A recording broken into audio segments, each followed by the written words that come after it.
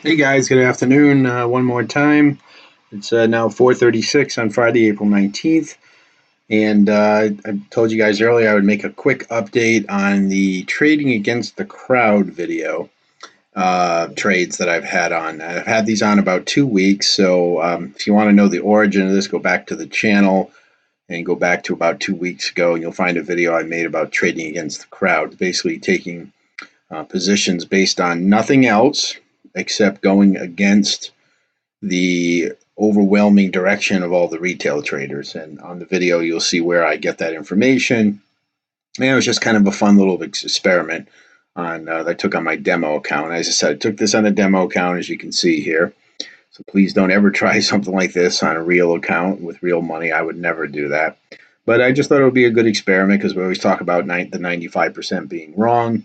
And so I said, well, what if you just clicked buy or sell, just based strictly on that, not based on price, not based on fundamentals, not based on anything, and see how you make out. So we're about 2 weeks into this trade.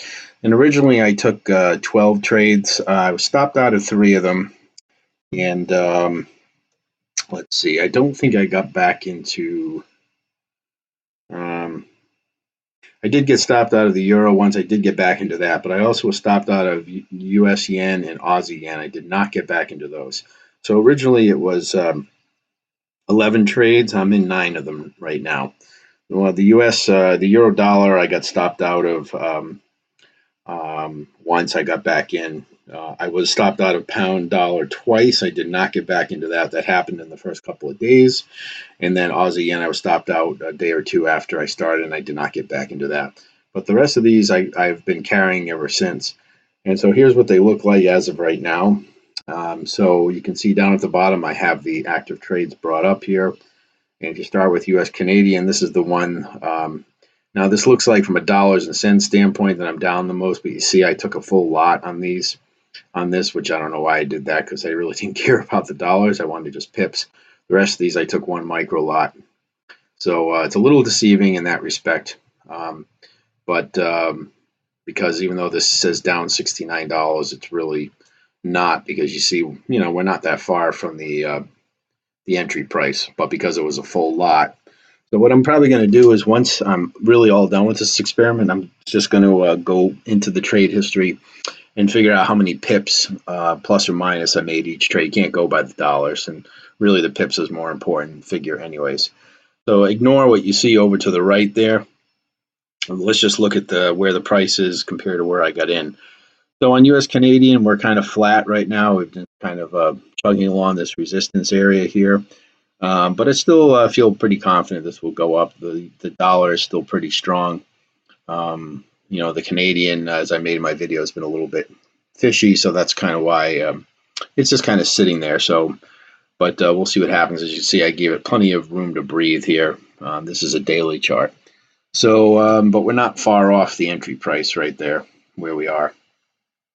This blue line arrow represents where we got in. So we pretty much haven't done anything since we got in. It's been just sitting there on a daily chart.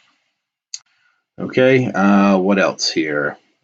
Next, we've got the euro yen. This is in profit, although it is coming down right now. So we got in here. This is where we're at right now. That one's in profit. And Aussie Canadian is in a little bit of a loss here. So here's Aussie Canadian. We might get stopped out of this one. We went in right here, and this is where it is now. And as I mentioned in my video, I still think the Aussie has some really short-term downtrend, down momentum, but I think ultimately this will go back up. So I have a feeling we'll be stopped out of this one. So that would make an element, but we'll see. Aussie Kiwi, you can see this one's done really well. We got in right here, and we're all the way up here right now. So that one's doing really well. That's the best of all these, I think. US Swissy.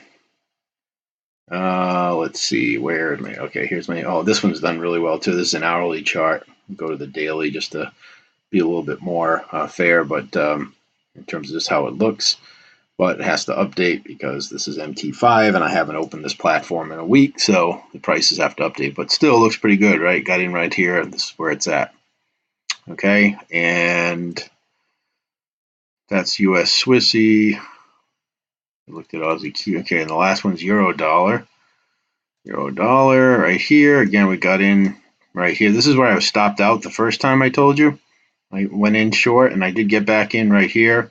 And we went into drawdown again, but now we're back positive. And I do think this is going to go down again. This is a 4-hour chart, but from an Elliott wave standpoint, this is 1, 2, 3, 4. It's going to go down again. So we'll make at least one more push down before we probably turn back up for a correction.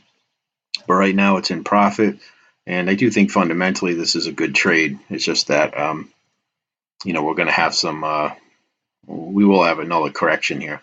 But I'm actually going to drop this stop loss down now that we've made it to this point.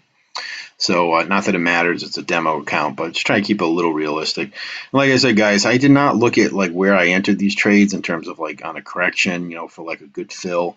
I basically, the day that I looked up the retail sentiment, just based on that alone, I hit buy or sell. Okay, so there was not taking into account fundamentally or where the price was at the moment or if it was a good fill or a bad fill. So that's the only criteria I use. So you can make an argument either way that maybe I should have looked for a better price to get in. But again, that's why I also told you I was going to give these plenty of breathing room and plenty of time. And I'm going to give these at least another week. We'll see. Next Friday will be at 3 weeks, and then we'll kind of see where we're at. And maybe I'll wrap it up. And like I said, I'm going to make a list of all the pips plus or minus on all these trades, including the ones I was stopped out of. So that's where they stand right now. Not bad. Like I said, other than really even the U.S. Canadian, like I said, even though this dollar amount is more, this is based on a full lot. So this is very deceiving. We're really at almost break even. This probably would be $6 instead of $65 if we were trading the micro lot. Okay, but really the rest of these, other than the Aussie Canadian, are actually technically in profit. So, and like I said, this would probably be pretty close to break even.